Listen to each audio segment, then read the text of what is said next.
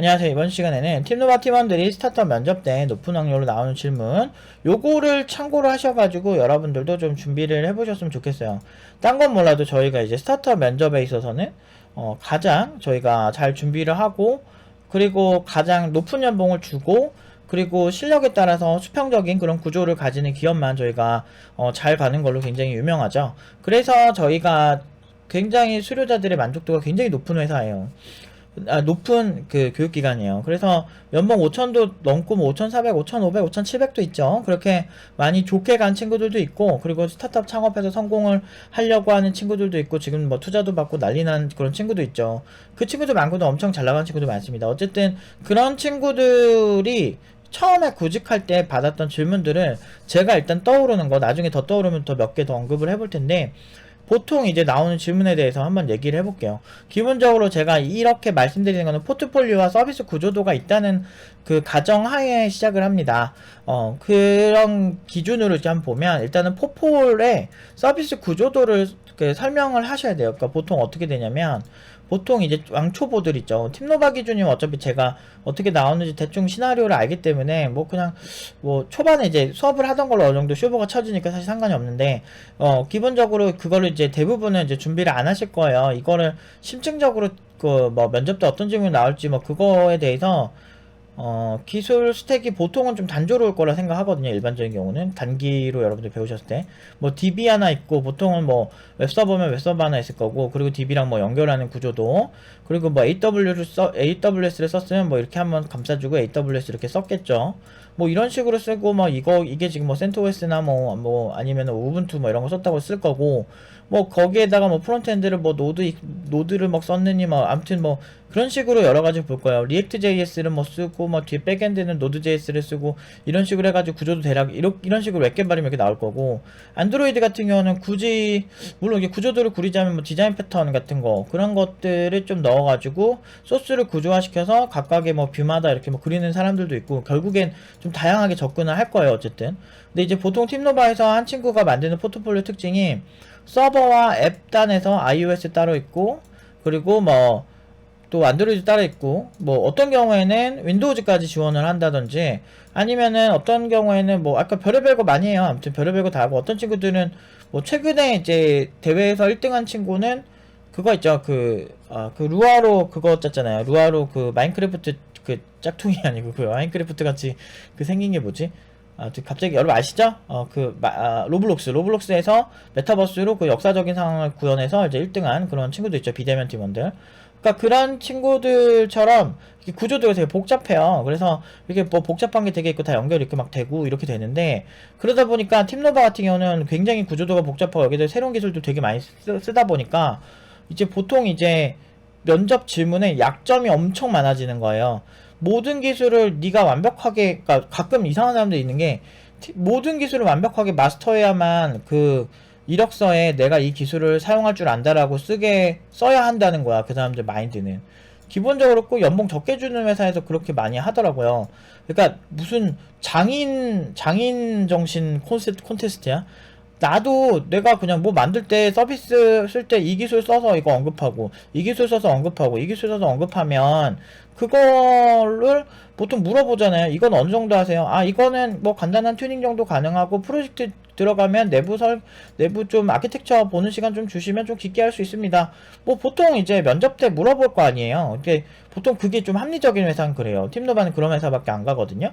좀 약간 그냥 딱 보고 그냥 태도로 지적하고 넌 신입이니까 무조건 이등병이니까 너의 돈을 무조건 내가 깎을 거야. 이렇게 꼰대 마인드로 오는 회사들은 지금까지 굉장히 안 좋고요. 이제 팀노바 공개 저격한 그런 작은 스타트업들 보면 애초에 돈이 없어요. 돈이 없어요. 그러니까 이력서 유출한 회사도 그랬었고, 그러니까 전반적으로 되게 연봉 되게 적게 주려고만 하고 막 좀 꼰대 마인드 있는 데가 되게 많았거든요. 지금까지. 그러다 보니까 좀 제가 이렇게 보면서 이 구조도에 대한 질문 하나로 그 회사가 어떤지를 좀 알 수 있습니다. 그런데 보통 이제 단조롭게 이제 보통 만들잖아요. 이제 보통 초보 개발자들은. 그러면은 이제 최소한 그거에 대해서 좀 완벽해야 돼요. 왜냐면 팀노바는 구조도가 복잡하니까 막 별의별 질문이 다 들어와요. 근데 애초에 설계할 때부터 그게 모두 참여한 팀원들이고 직접 하나하나 결정을 하다 보니까 사실은 팀노바는 굳이 이런 거는 준비를 많이 하지 않더라도 어느 정도까지는 다 프리스타일로 다 설명해요. 그 정도로 되게 이 친구들이 아는 건 알고 뭐 그러니까 완벽하게 면접을 보지도 않아요. 모르면 모른다고 하라고 그래요. 저는 잘 모르면 모른다고 해라. 어차피 현업 개발자도 다 몰라요. 그러니까 팀노바의 그 놀라운 성과들 5,000 이상으로 다 가고 5,400으로 가고 뭐 5,700으로 가고 이런 성과들이 못 믿어온 사람들의 그 생각이 뭐냐면 본인들도 그렇게 못한다 이거야. 그러니까 내가 이렇게 나도 이 기술을 다 못 다루는데 니네가 이걸 다 다뤘으니 너네 너무 대단한 거 아니냐 이런 논리로 이제 많이 이렇게 공격을 하더라고요. 근데 중요한 거는 그거는 이제 그 사람 사정이고 저는 제가 이제 현업할 때 그냥 제가 사용할 수 있는 기술, 내가 프로젝트에 썼던 기술들이라면 저는 다 언급을 하는 편이고, 대신에 이제 물어봤을 때 내가 아는 정도 수준까지만 명확하게 얘기를 하는 편이에요. 그러니까 그런 정도까지는 정직하게, 솔직하게 얘기하시는 게 되게 좋아요. 그래서 여기에서 이렇게 뭐 댓글을 달아드리면, 이분은 정직, 솔직하게 내가 아는 만큼 얘기하라. 이렇게 말씀을 드리고 싶고, 그리고 미리 준비하세요. 미리 준비하셔야 됩니다. 그래서 포트폴리오랑 서비스 구조도에는 나의 어떤 심장이라고 생각하시면 돼요. 나의 심장이다.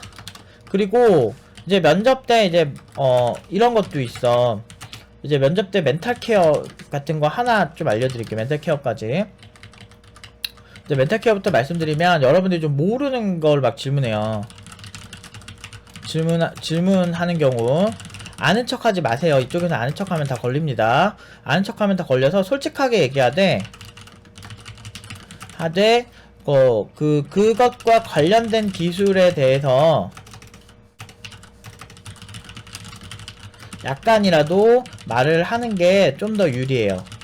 예를 들어서 내가 PHP 해보셨어요? 우리 회사 PHP 되게 중요한데 이렇게 할 수 있어요. 그러면 PHP는 안 해봤는데 여기 뭐 펄이라든지 제가 파이썬으로는 유사한 걸 좀 만들어 본 적이 있습니다. 요 정도만 해도 그럼 금방 하겠네 이런 정도의 힌트를 줄 수 있어요. 근데 뭐 예를 들면 이런 거 할 때 그냥 저 모릅니다, 저 못해요 이렇게 하면은 그냥 상대방 입장에서는 얘 그냥 그 정도네 이렇게 생각을 할 수가 있습니다. 그래서 어느 정도 내가 그 관련 유사 기술이나 모르는 거 모른다는 거 말하되 그 사람들이 의도한 바를 캐치를 해서 이쪽에서 백엔드 프로그래머 지금 되게 중점적으로 보고 있구나 라고 하면은 그거와 관련된 좀 도움될 만한 얘기들을 해주는 게 좋아요.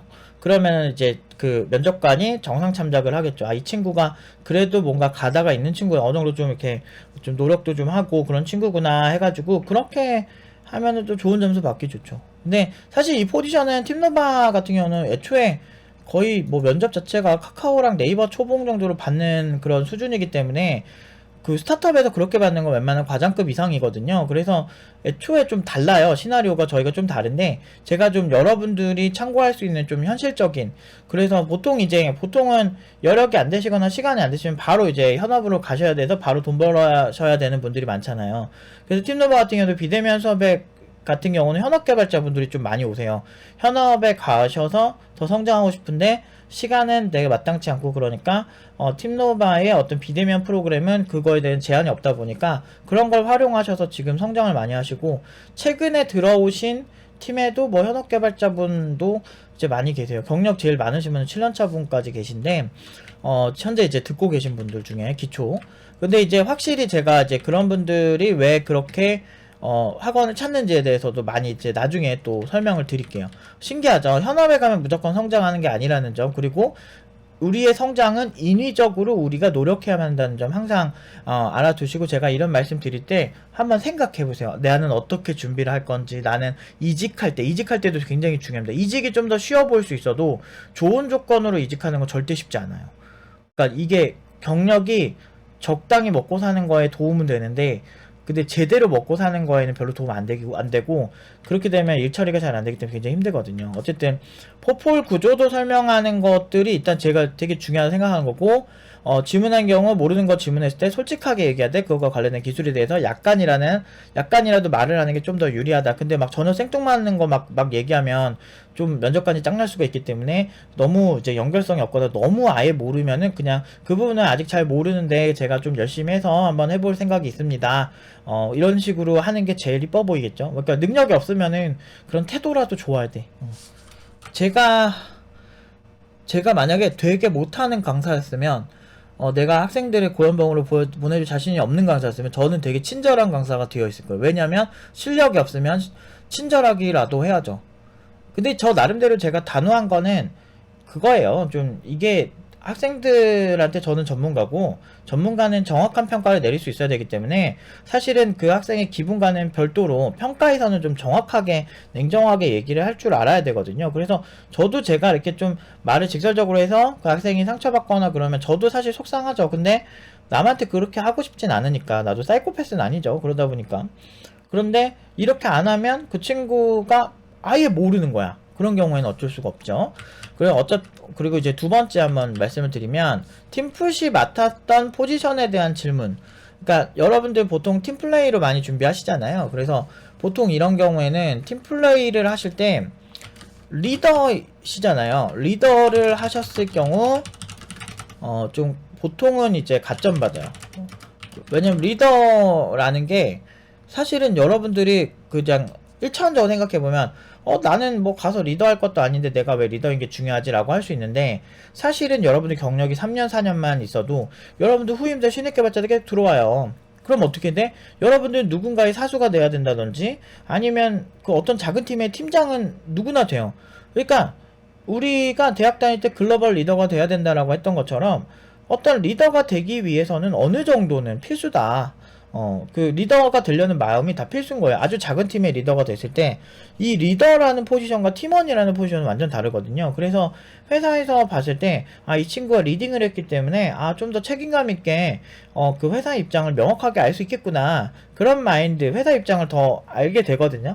그러다 보니까 이제 그런 면에서 확실히 말도 좀 잘 통하고, 그래서 팀원들과 있었던 갈등, 그런 부분에 대해서 여러분들이 막 너무 내 사생활이다 이렇게 생각하지 마시고, 이제 업무상에서 내가 그런 갈등이 있었던 부분들이 여러분들 얘기하시면 그 면접관 분들도 마음이 열려요. 그러면서 그래, 그런 일들이 있을 수 있지. 왜냐면 저희 같은 경우도 어떤 맨날 막 자기들끼리 겁나 싸우고 막 리더가 너무 주장만 강하고, 그 반대로 그 팀원들 의견을 너무 수용 안 하고, 그렇다고 해서 팀원들을 잘 알아듣게 설득할 만한 능력도 안 되고, 막 그렇게 되니까 애들이 막 싸우고 나오고 막 별의별 일이 많아요. 저희가 그래서 제가 맨날 솔로몬을 선택하면서 물론 장난스럽게 하진 않는데 그냥 나름대로 이제 그 분위기를 중화시키기 위해서 막 너무 이렇게 갈등이 다 억울해 보면 정말 별의별 일이 다 있어.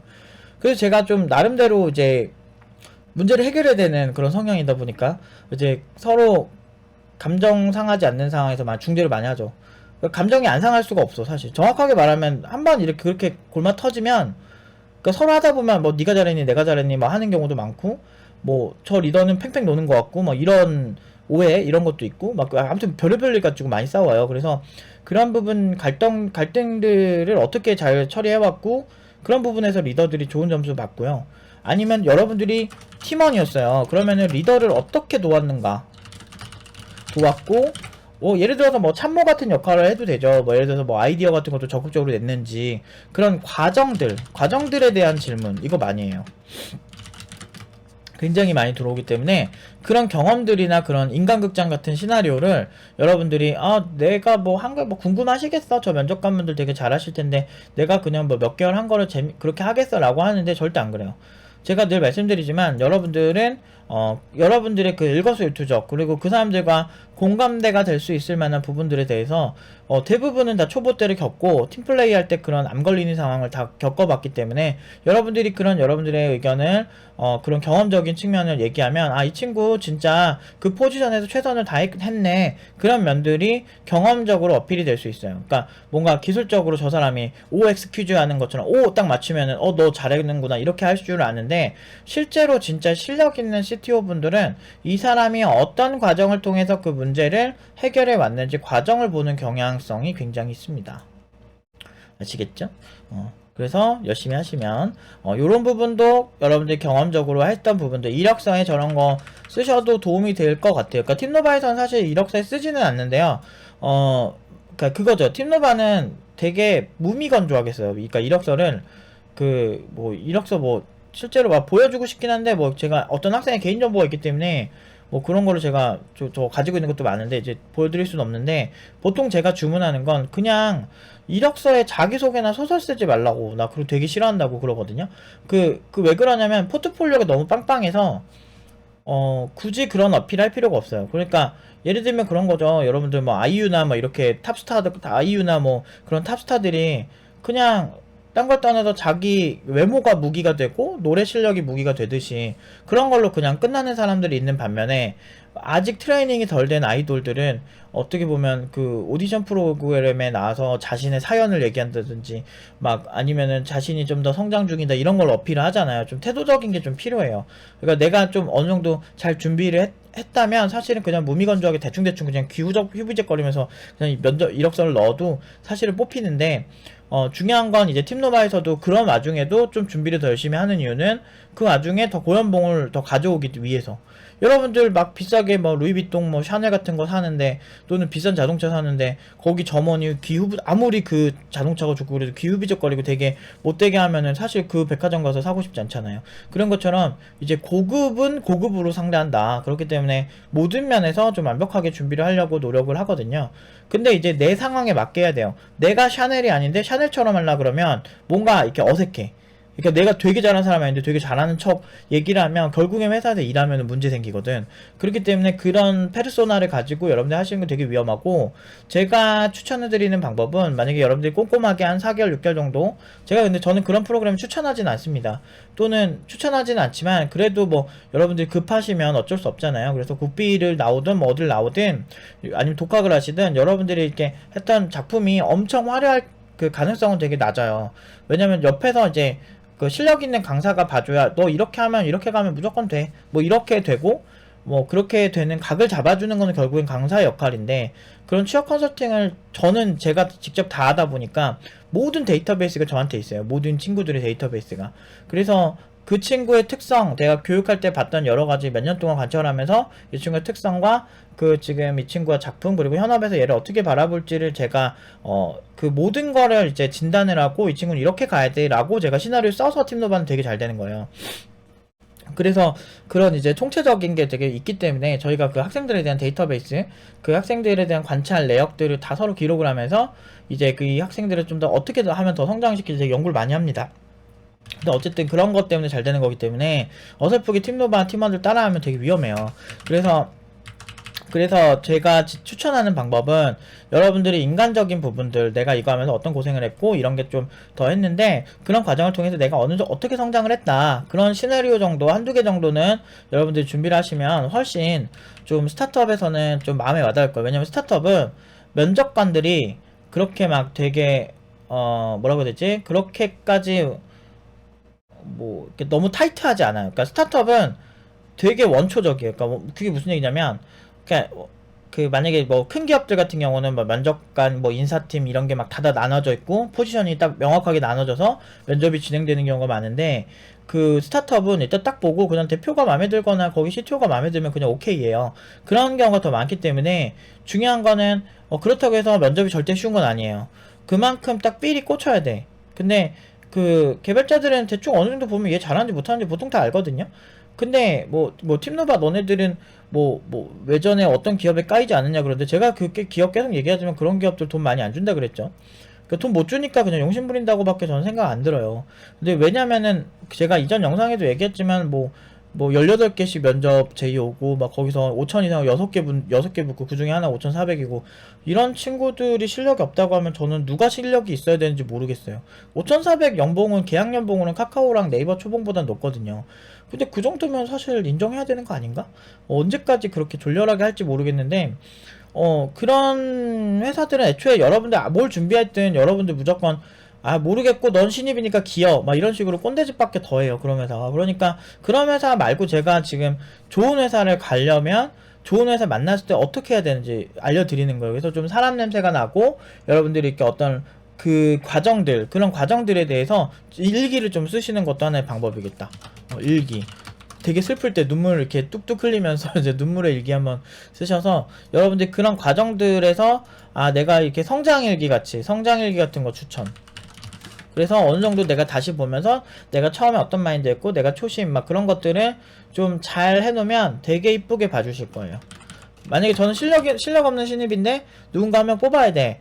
그러면은 저는 그렇게 자기의 성장에 대해서 가치를 부여하고 그 다음 성장도 기대되는 그런 친구들, 그러니까 발전 가능성은 결국에는 실력이 없으면 태도라도 좋아야 되거든요. 그래서 그런 친구가 확실히 더 끌릴 것 같아요. 교육할 때도 똑같아요. 그런 친구들이 아무래도 더 이쁘고 어차피 신입들 실력 도찐 개찐이라서 뭐 진짜 잘하는 친구들은 확 튀어요. 그런 친구들 제외하고는 의미가 없죠. 그러니까 팀노바 기준은 아닙니다. 이건 팀노바 방식이 아니고 제가 만약에 내가 단기 프로그램을 만들고 어떤 신입 개발자를 제가 면접관도 제가 한 200명, 2, 300명? 막 그 정도는 1대1 면접을 다 진행을 해봤거든요. 회사 다니면서. 그래서 회사도 했고, 뭐 프리랜서로 대신 면접도 봐줬고, 막 별의별 짓 다 해봤는데, 그러면서 내가 보는 게, 아, 확실히 내가 누군가를 뽑는 입장에서의 상황은 좀 달라요. 이런 관점이 좀 커요. 제가 보는 기준이긴 해요. 그래서 이게 막 완전 보편적이라고 볼 수는 없지만, 보편적으로 저런 질문을 많이 받기도 해요. 그리고 왜 이 언어 쓰셨어요? 또는 왜 이 기술 썼어요? 뭐 이런 거 되게 많은데, 이런 경우에는 여러분들이 준비하셔야 되는 게, 자신이 쓰는 기술에 대해서 대략적으로, 왜 이게 좋은지에 대한 논리가 좀 있으셔야 됩니다. 그래서, 왜 자바로 하셨어요? 뭐 이런 거. 근데 이제, 뭐 그런 경우는 의미가 없죠. 뭐 예를 들면 보통 자바 프로젝트에서 그냥 닥치고 그냥 자바 스프링이야. 자바 백엔드 쪽은. 그리고 거기다가 이제 뭐지? 그 무슨 프레임워크 있어요. 전자정보 프레임워크 막 이렇게 해가지고 아예 그 막 거의 찍어내듯이 되게 많이 나오는 그런 양산되는 그런 케이스는 사실 의미가 없는데, 만약에 그런 건 있을 수 있죠. 뭐 파이썬 장고랑 루비 온 레일즈 정도를 막 썼어. 근데 둘 중에 하나를 뭐 썼는데, 만약 예를 들어서 뭐 아니면 이런 것도 있죠. 뭐 PHP 같은 경우는 프레임워크 같은 거 YII라는 게 있거든요. YII 이걸 썼으면 왜 지금 요새 제일 핫한 라라벨을 안 쓰고 이걸 왜 쓰셨어요? 이렇게 질문 올 수도 있고요. 뭐 토네이도 같은 거 썼을 때 좀 독특한 거, 뭐 프레임워크 중에서 좀 독특한 게 있거나 언어가 좀 독특하거나, 여러분들이 뭐 프론트엔드만 하더라도 보시면은 요새 막 스벨트 쓰는 사람들 많아지고 있어요. 점유율이 높아지고 있고 성능이 워낙 좋더라고요. 그래서 이제 뭐 리액트 JS 안 쓰고 왜 스벨트 쓰셨어요? 이런 식으로 질문이 들어올 수가 있거든요. 그래서 그런 측면에서 어떻게 대처를 하실 것인가에 대해서 저는 되게 질문을 하고 싶은 거예요. 이게 되게 중요한 거거든요. 그러니까 어떤 기술을 쓰고 어떤 거에 대한 어느 정도 논리, 그리고 그렇게 선택하게 된 과정에 대한 게 있어야 되는데, 이게 이제 주입식의 단점인데, 주입식 교육의 단점인데, 팀노바에서는 이거 굉장히 되게 중요하게 생각하거든요. 왜라는 질문 자주 해야 되고, 하브레타 자주 해야 되고, 토론 자주 해야 되고, 이렇게 하면서 저는 그 학생 자체를 되게 똑똑하게 만들었는데, 그걸 개발 기술을 이용해서 똑똑하게 만든 것 뿐이지, 기본적으로 해야 되는 유대인의 아주 기본적인 프로세스예요. 하브루타는 그들은 전세계의 모든 부를 장악했죠. 0.5% 정도밖에 안 되는 인구가요. 그러니까 그 정도로 되게 무서운 그런 학습 방법이거든요. 근데 그런 거에 대한 질문했을 때 보통 어떤 친구들, 신입들 준비 안 된 친구들 얼굴 빨개져요. 또는 이거 학원에서 그냥 시켰는데요? 뭐 이렇게 하는 거야 대부분. 그러면 아니 더 웃기잖아. 내가 자바로 스프링으로 이걸 짰어. 그러면 스프링을 왜 쓰는지도 모르는데 그냥 학원 선생이 그렇게 하라고 해서 그냥 짠 거야? 그럼 학원 선생한테 전화해서 대신 얘기하라고 할 거예요? 그러니까 중요한 건, 이거는 강사도 좀 답이 없는 거죠. 왜냐면 이걸 왜 해야 하는지에 대해서도 알려주지 못하는 강사라면 그분은 훌륭한 절대 그런 강사는 아니에요. 제가 봤을 때 그냥 이걸 해야 그냥 취직이 되니까요. 딱 요 정도라면 그냥 코더 예약이죠. 다들 코더가 그렇게 되기 싫어가지고 공부 열심히 하고 이런 유튜브도 챙겨보실 텐데, 냉정하게 봤을 때 그거 어떻게 될까 생각해보세요. 그러니까 왜라는 질문이 없으면 인간은 발전할 수 없어요. 그러니까 대부분 발전하는 기술에 뭐가 핫하다 그러면은 그냥 그거 쓰고, 내가 이걸 했으니까 내가 제일 핫한 개발자고, 이런 방식으로 자기를 이렇게 되게 합리화하고 막 그런 개발자들 진짜 많은데, 저는 그런 개발자 하나도 멋없다고 생각하거든요. 일단은 내가 그 네이버가 썼으니까 이 기술이 무조건 좋다. 근데 네이버는 생각이 있어서 그걸 쓴 거예요. 그 네이버에 있는 개발자분들은 그거에 대한 생각이 많았고, 그거에 대해서 꼼꼼하게 검토를 했고, 실제로 대기업들 어떤 API 문서를 준다거나 할 때 보면은 제가 RFC 같은 거 많이 언급했죠. IETF 같은 거라든지 어떤 문서를 이렇게 표준을 정의하는 것들이 되게 많거든요. 그런 논문들도 있고 그런 거에 대한 큰 틀이 있어요. 그런 것들을 보고 좀 체계적으로 검사하는 경우 많아요. 삼성 같은 경우도 이제 뭐 NoSQL 같은 거에도 투자도 많이 하고 그러거든요. 그래서 새로운 아키텍처로 삼성에서 이제 장기적으로 투자를 했을 때 굉장히 자기네들이 잘 쓸 것 같은 거라든지 또는 이제 차세대 기술이라 생각하면 의외로 삼성은 이제 돈이 엄청 많은 글로벌 기업이라 정말 많은 오픈소스에 투자를 많이 하고 있어요. 그래서 그런 투자들을 하는 이유가 결국에는 그 오픈소스를 분석해보니까 가능성이 굉장히 크다고 생각하니까 투자를 하는 겁니다. 근데 그런 거에 대해서 왜라는 질문을 안 한다는 건 결국에는 아주 낮은 레이어로 이미 그냥 천민자본주의라 그러죠. 진짜 정말 정말 불쌍해지는 그런 자본주의의 가장 제일 하층민이 뭐 수드라 계급이 될 수도 있겠죠. 불가촉 천민 뭐 이렇게 되려나 아무튼 그러니까 되게 안 좋아요. 그래서 제가 항상 가르치는 거예요. 왜라는 거 되게 중요한 거예요. 이거는 그냥 개발을 떠나서 되게 중요한 거예요. 그런 질문이 없으면 절대 발전이 없습니다. 그래서 제가 하브루타를 교육법에 차용을 한 거예요. 패턴 교육법, 세계관 교육법 다 좋은데 다 이게 이게 여기서 해결되지 않는 게 이거 그 학생들이 좀 창의적으로 만들어야 되는데 그 창의적인 부분은 이런 방식으로 해결하겠다 해서 제가 항상 대부분의 많은 것들을 왜라는 그런 질문을 하고 많은 토론을 해야 된다고. 그래서 저희가 거의 2년 가까이 시간이 걸리는 거예요. 이거를 굉장히 이게 힘들어요. 되게 힘들고 힘듭니다. 아무튼 이거를 운영하는데 굉장히 저희가 굉장히 생각을 많이 하고 제가 그렇게 단순한 사람이 아니잖아요. 저 영상 몇 개만 보셔도 알겠지만 생각이 굉장히 많은 사람이에요. 그리고 공부도 되게 많이 하려고 노력하고 제가 부족한 걸 알기 때문에 항상 더 노력하고 더 잘하고 더 멋진 그런 개발자가 되는 거죠. 개발자 아니고 그런 교육자가 되는 게 목표이기 때문에 항상 이런 질문을 합니다. 그래서 이거 잘하시면 면접 때 진짜 빛이 나요. 너무 멋있어 진짜. 그런 개발자를 몇 명 봤는데 그냥 개간지. 근데 그런 친구들 나중에 잘 되더라고. 결국에는 나중에 겁나 부자 되더라고. 대부분 부자 돼요. 그렇기 때문에 제가 항상 이거를 제가 이제 언급을 하는 겁니다. 그리고 4번. 이 중에서 뭘 잘해요? 이거는 이제 여러분들이 기술이 많을 때 이런 질문 많고, 팀노바 팀원들은 질문 되게 많이 받는 건데, 그냥 보통은 이제 그냥 솔직하게 얘기하세요. 그냥 최근에 작업한 거를 제일 잘할 것 같다. 또는 내가 제일 많이 했던 것들 잘한다 그러는데, 보통은 안드로이드 같은 경우는 애초에 기초 커리큘럼부터 좀 중점적으로 배우다 보니까 안드로이드는 보통 겁나 잘하고, 보통 이제 조금 부족한 부분이 뭐냐면 약간 일부분 한 2달? 2달, 3달 정도 프로젝트 하느라 잠깐 쓴다든지 뭐 그런 케이스 또는 한두 달 정도 이제 기술에 필요해서 가져다 쓰기는 했는데 그런 거에 대한 분석이 부족한 그런 케이스가 있어요. 예를 들면 스타트업은 일단 속도가 생명이니까 일단은 많은 스타트업들이 그렇게 해요. 빠르게 이제 런칭을 하고 그 다음에 고도화 시키는 이런 작업을 하는데 포트폴리오가 되게 많고 저희 같은 경우는 작품이 많다 보니까 이런 고도화 하기 전에 졸업을 해버리는 그런 케이스도 있어요. 기간이 딱 돼서. 그런 케이스는 이제 그런 기술들이 조금 부족할 수 있는데, 근데 그 중요한 건 핵심은 그게 아니에요. 뭐 이걸 완벽하게 해야만 뭐 개발자가 하고 그런 개발자를 한다고 생각하는데, 솔직히 말해서 경력자들 중에도 그렇게 뭐 특정 기술에 완벽한 사람 별로 없어요. 저도 현업 많이 해봤지만 생각보다 제가 제가 그래서 항상 그런 얘기 하잖아요. 만약에 내가 그 완벽을 기하는 사람이 있다면 내가 당신한테 이렇게 질문을 했을 때 당신 말 못할 만한 질문 얼마든지 할 수 있다고 그러잖아요. 근데 그만큼 이 기술이 되게 넓고 이거를 다 알아요. 다 아는데 얼마든지 할 수 있어요. 누구나 아무나 그러면은 물어봐서 내가 물어볼 테니까 면접 때 내 앞에서 내가 이렇게 실시간으로 할 테니까 한번 바로 답변해 보실래요? 이렇게 하면은 상대방이 저한테 그렇게 말을 못하게 만들 수도 있고요. 얼마든지 할 수 있어요. 내가 제일 잘하는 거 물어보면 되거든. 그냥 내가 디테일 팠던 거 물어보면은 기본적으로 그 작업을 해보지 않은 사람들은 그게 알기가 힘들어요. 그러니까 대략적으로 어느 정도 아는 수준에서 그렇게 이제 보통을 전개를 하죠. 그래서 보통 이제 멀티랭귀지라거나 여러분들이 좀 여러 개를 했을 때 이 질문 잘하는데, 저는 면접 볼 때 항상 솔직하게 얘기하라고 해요. 솔직하게 하고 뭐 대단한 거를 연습하는 것도 아니고, 다만 이제 어느 정도 그런 면접은 떨리잖아요. 그리고 많은 그런 새로운 분들을 만나야 되는데 여러분들이 잘하면은 상대방들이 되게 잘해줘요. 그래서 멘탈 케어 부분 조금 더 강조를 하자면, 상대방들이 여러분 잘하면 상대방이 좀 잘해주는 경향이 있어요. 그래서 뭐 재밌게 그냥 수다 떨다 끝나는 느낌? 그런 느낌으로 면접이 많이 진행된다고 해요. 이미 실력은 뭐 확실히 딱 끝난 느낌? 아, 이 사람 괜찮다. 어느 정도 질문해보면 알거든. 그래서 이 사람 찐이구나. 그게 딱 느껴지면 되게 편해요. 마치 같이 일할 것처럼 보통 편한 분위기가 만들어지는 경우가 대부분이고, 만약에 실력이 되게 부족하면 좀 많이 힘들죠. 그러면 실력이 없으면 이런 면접 연습이라도 가상으로 자기 자신한테 질문 시트를 만드세요. 그래서 여러 가지 질문들을 많이 하고 그런 질문에 대해서 프리스타일로 대답하는 연습을 좀 하시면 훨씬 성장하는 데 도움이 되실 거라고 생각합니다. 아무튼 오늘은 여기까지 하도록 하겠습니다.